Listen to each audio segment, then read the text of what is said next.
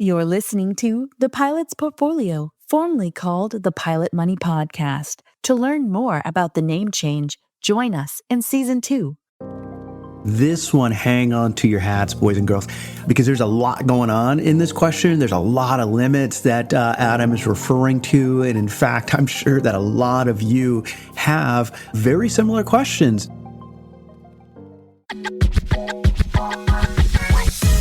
You're listening to the Pilot Money Podcast, the show dedicated to guiding professional pilots towards a future of financial success and stability. Fly along with your host, Timothy P. Pope, as he provides financial planning insights and answers to your burning questions and dives into real-life stories from fellow pilots who share their successes and cautionary tales. The Pilot Money Podcast takes off now.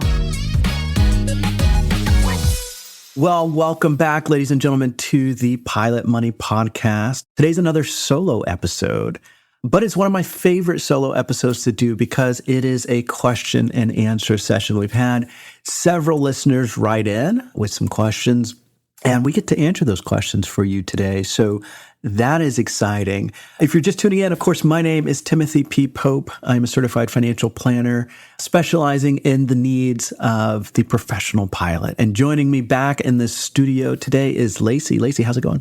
Doing good, Tim. Thank you. Thanks for having me.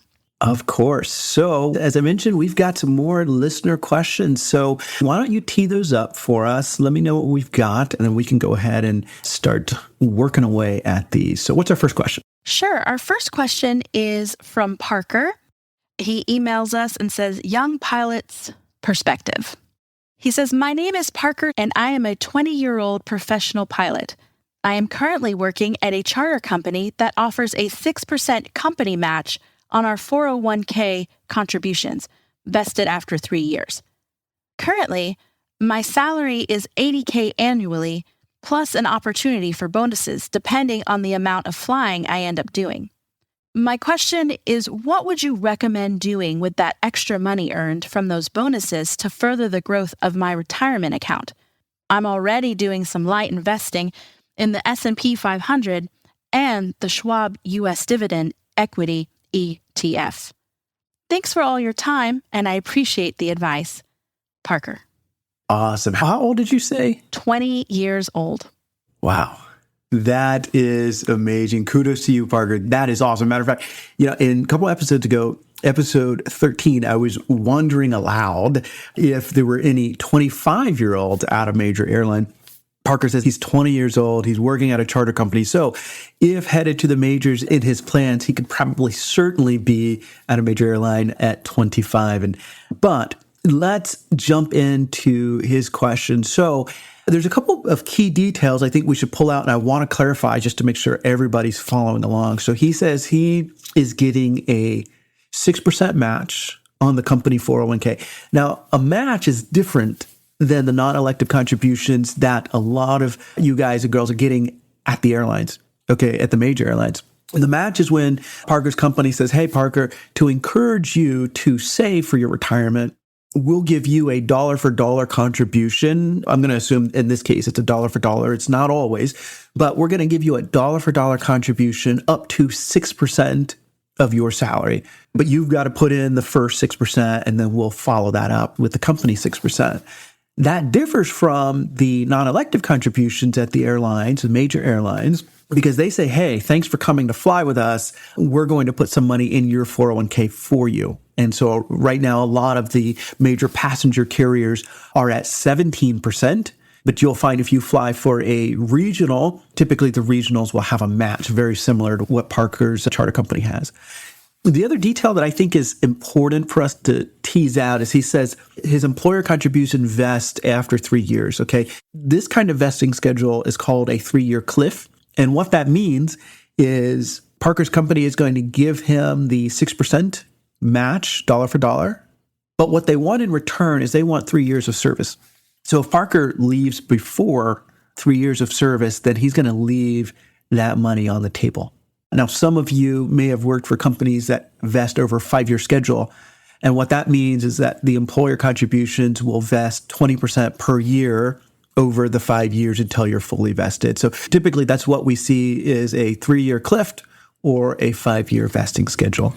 Now his question is, he's got an $80,000 base. He's acknowledging the 6% company match. He also has bonuses that are tied to how much he flies. And he wants to know how to further the growth of his retirement account. Well, the first thing that I'm thinking about is, number one, we definitely want to take advantage of that 6% company match, right? So that's 100% return on your contribution. So you put in 6, company puts in 6. Now we've got 12% of your salary off to the races to compound for a long time, right? So that's number one. Now, Parker, I'm going to assume that you have a couple of months worth of savings set aside in an emergency fund. So if you don't, that's what I'm doing with the first few bonuses that come in, is I'm going to set aside a few months worth of savings for my emergency fund. Now, once that's nice and funded, then I'm going to turn to a Roth IRA.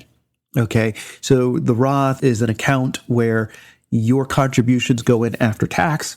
Your earnings are going to come out tax-free as long as you've held the Roth for 5 years and you take out those earnings after age 59 and a half. There are a few exceptions, like a first-time home purchase and things like that. But we associate the Roth with tax-free growth. So we do the 6% into the 401k.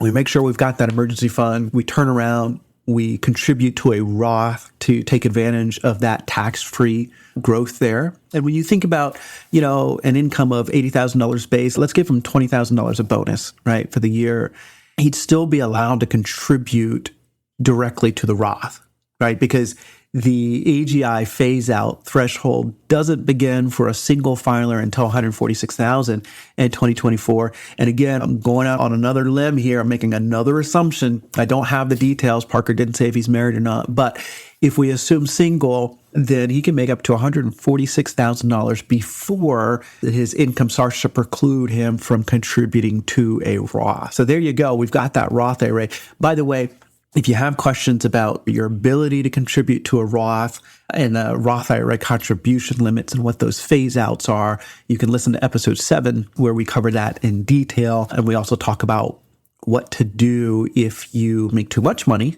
and you contribute to a Roth, and even what to do if you've made too much money and you've contributed to a Roth already, how to correct that mistake. So you can give that episode a listen. The last thing that I would have Parker think about, though, at 20 years old, he's a professional pilot. He's got all of aviation before him. And if you've been listening to aviation content, you've been talking to those who have gone before you, he's going to know that there's ups and downs in the industry. There's twists and turns, and who knows where he's going to end up for his final forever job, right? And so one thing that I'd have Parker to think about is to start an investment that would give him future flexibility. All right. So we're thinking about a brokerage account here. And the brokerage account is a no strings attached, right? You can put as much money as you want in it. You can take as much money as you want out of it. Your growth is not going to grow tax deferred or tax free like your 401k or your Roth. And of course, whenever you make, sales, assuming you've made money on your investment, you will have to pay capital gains tax. But what you get in return for what it does not have in terms of those tax features like the retirement accounts, what you get in return is a lot of flexibility.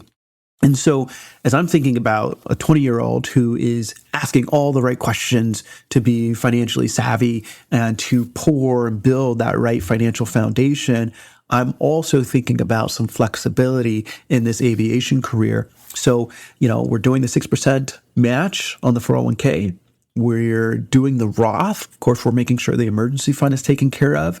And then after that, if there's money left over, if there's additional bonuses that we need to address and we need to find a home for, perhaps we're thinking about a brokerage account to give us maximum flexibility in the future, when he goes to change jobs. So Parker, I hope this helps. Thanks for your question. Thanks for following along on the Pilot Money podcast. So there we go with that one. Lacey, what do we have next? Next, we hear from Adam. And he's got a question about dual employer retirement accounts. He says, hello, I, like many other pilots, fly for a major airline and part-time for the military. I know that there is a $69,000 total / combined annual retirement account contribution limit, as well as a personal $23,000 annual limit that is applicable across all retirement accounts.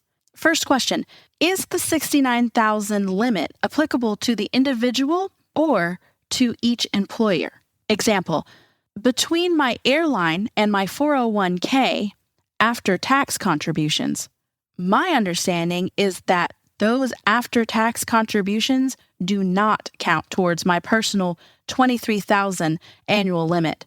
We max out the $69,000 annual limit within the airline retirement account.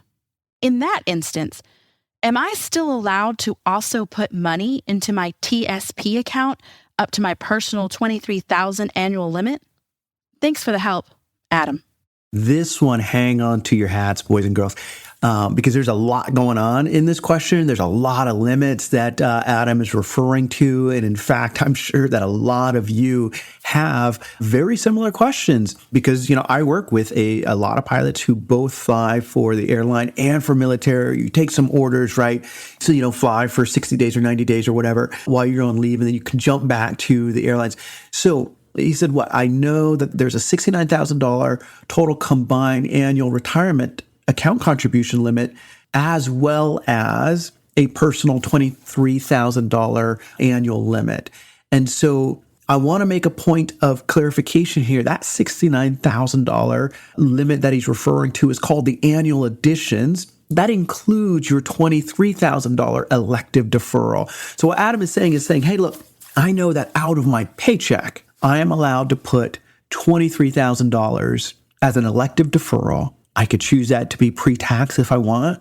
I can choose that to be Roth if I want, and I can put that in an employer plan. Okay, so that $69,000 is going to include that $23,000. Now, his first question, he said, is the $69,000 limit applicable to the individual or to each employer? And that is a good question because you really want to avoid having excess contributions in these cases. So the answer to that question is the $69,000 contribution limit is applicable to the individual. So in Adam's case, if you have multiple employers, right, the military in one case and his airline in another case, that $69,000 is going to be spread across both of those accounts. That's going to be your upper limit. Okay. Now, what he also indicated is he says between the airline's NEC and his after-tax contributions, they hit that $69,000 limit. All right. And he says it's his understanding that his after-tax contributions, not to be confused with Roth, but his after-tax that are going in outside of the $23,000 elective deferral does not count against the elective deferral. And he is correct. Now, in this case, though, I don't know when you joined the service. If it was before 2018, then you're not going to have a match on your TSP. If it was after January 1 of 2018, then you would have a match on your TSP. So a couple of things. If you have a match on your TSP, what I would have you think about is backing down those after-tax contributions to the airline 401k, putting in the 5% of your TSP earnings, and then getting 5% match. So you get 1% service contribution and then the 4% match there for a total of 5. So I would back that out. I would go to the TSP, get the free money via the TSP match. And then if, any additional money that I was investing, we'd look for a different home for it. We'll talk about that in a moment. If you don't have a TSP match, then just know that even though you aren't, it sounds like doing the $23,000 elective deferral anywhere. It doesn't sound like you're doing it on the airline side and you're not doing it on the TSP side. The moment you hit your $69,000 limit, you're not able to put any additional money in either the airline 401k or the TSP as well. Now, some things that I could think about, I already talked about, if you've got the TSP match, you could work it that way. You get a little free money. We like free money, right? That's 100% return on some of those dollars. We can't do that anywhere else. The other thing that I do is, hey, let me take a look and see is my spouse maxing out their 401k, right? Are they maxing out their after-tax dollars in their 401k? And if not, maybe they're increasing their contributions. Of course, it's going to lower the take-home pay, but then yours would just flow through and you guys could settle it that way, right? It all comes to the same place. So you could look at it as that way. Just so everybody's following along, when Adam talked about the after-tax contributions that he's doing to the airlines, and I said it was different than Roth, you might hear, or you might read online something called a mega backdoor Roth.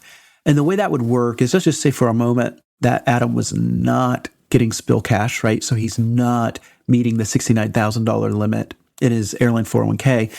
If he did the $23,000 elective deferral contributions, and then the airlines did their NEC, let's say that there was space left over. Let's say there was, between the two, his $23,000 and the airline contribution, they contributed $50,000. What the after-tax money that Adam is referring to is he could put an additional $19,000 in 2024 in the after-tax side of his company's 401k. And then typically you just quickly convert that. You move that from the after-tax to the Roth and then have those dollars grow in the Roth so you don't have to pay any tax on the earnings. If they stay as after-tax dollars, then what you're going to end up doing is you're going to have to end up paying tax on the growth of the after-tax contributions. So it gets a little hairy. I mean, there's a lot going on with one employer trying to figure out, what you can do with your elective deferral, your after-tax contribution, and the company's NEC. By the way, this is why most passenger airlines majors went with the market-based cash balance plan for this issue that Adam's talking about right here. So there's enough going on with one employer, but you throw in an extra employer to think about as well, and then it doubles the trouble, if you will. Adam, the short answer to your question is the $69,000 limit is applicable to the individual. You can refer to IRS resources about contribution limits with multiple employer plans. And in your case, even if you're not doing the $23,000 elective deferral, once you hit that $69,000 with the company NEC and your own after-tax dollars, then you've run out of space. You can't turn around and do the 23 elective deferral limit anywhere in the airline or in the TSP. So hope that helps. Thanks for following along on the Pilot Money Podcast. Thank you for joining this episode of Pilot's Portfolio. If you found this information helpful, spread the word and share it with a pilot buddy. Or if you have questions and there's something that you would like to hear discussed on the show, send us an email. You can find the address in the show notes. For those of you who are ready to learn how we help professional pilots with their financial planning needs, schedule an appointment. Until next time, keep the shiny side up, and we'll see you on the next episode. Pilot's Portfolio is hosted by Timothy P. Pope. Timothy P. Pope is principal owner of 360 Aviation Advisors. 360 Aviation Advisors is a registered investment advisory firm regulated by the state of North Carolina in accordance and compliance to the securities laws and regulations. 360 Aviation Advisors does not render or offer to render personalized investment or tax advice through Pilot's Portfolio. The information provided is for informational purposes only and may not be suitable for all investors and does not constitute financial, tax, investment, or legal advice. All investments involve a degree of risk, including the risk of loss.